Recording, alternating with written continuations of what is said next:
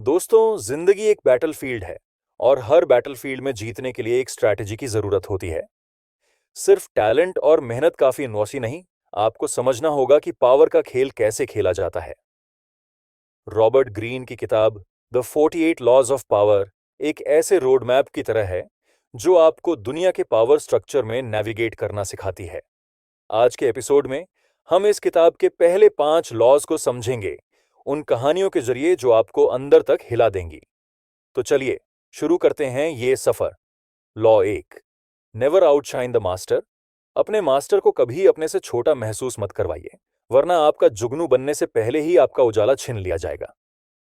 Nicholas फुके, Louis 14वें का finance minister, एक प्रतिभाशाली और महत्वाकांक्षी इंसान था। एक दिन फूकवेट ने सोचा कि वह अपने किंग को प्रभावित करेगा और अपनी स्थिति और मजबूत करेगा। इसके लिए उसने एक ग्रैंड पार्टी आयोजित की। महल जैसा माहौल, दुनिया के सबसे अच्छे म्यूजिशियंस और एक भव्य दावत। फॉकवेट का प्लान था कि लुइन टान से शेख होपे प्रभावित होकर उसे और ज्यादा पावर देगा, लेकिन हुआ इसका उल्टा। किंग लुई मरीरा कोर्स को लगा फूके उसका तख्ता पलटना चाहता है। उसे लगने लगा कि फूके की शख्सियत और दौलत उसकी रॉयल इमेज को दबा रही है। नतीजा, लुई 14वें ने फुको को गिरफ्तार करवा दिया और उसे जिंदगी भर के लिए जेल में डाल दिया। हमेशा याद रखिए, आपके मास्टर की ईगो कांच की तरह नाजुक होती है। अगर आप उनका भरोसा जीतना चाहते हैं तो उनका ग्रेटनेस हाईलाइट कीजिए, अपना नहीं। छाया में रहिए, उनका लॉयल दिखाइए और अपने प्लान्स को चुपचाप एग्जीक्यूट कीजिए।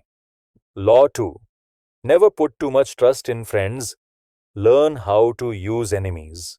दोस्तों पर पूरा भरोसा मत कीजिए, क्योंकि उनके इरादे कभी आपकी कमजोरी बन सकते हैं। लेकिन दुश्मन का इस्तेमाल करना सीखिए।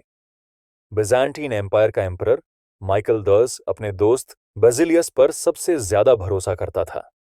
बसिलियस एक आम आदमी था, लेकिन उसका आकर्षण और वफादारी माइकल को पसंद थी। माइकल ने बसिलियस को अपनी कोर्ट में ऊंचा पद दे दिया और उसे अपना सबसे भरोसेमंद एडवाइजर बना दिया।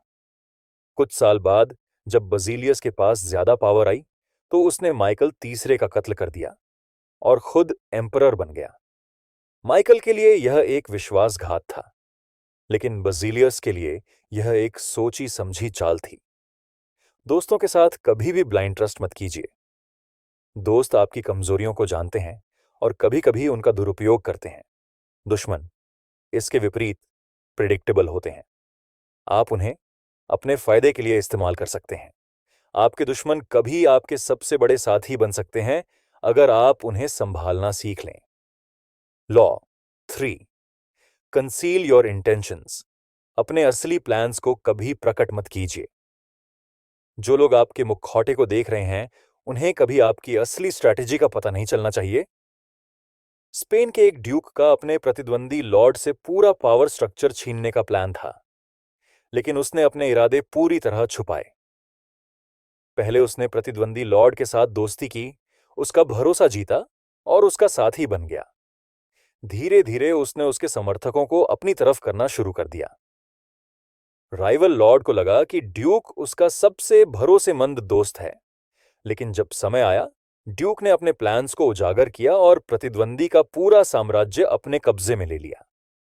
लॉर्ड को जब तक एहसास हुआ सब कुछ खत्म हो चुका था।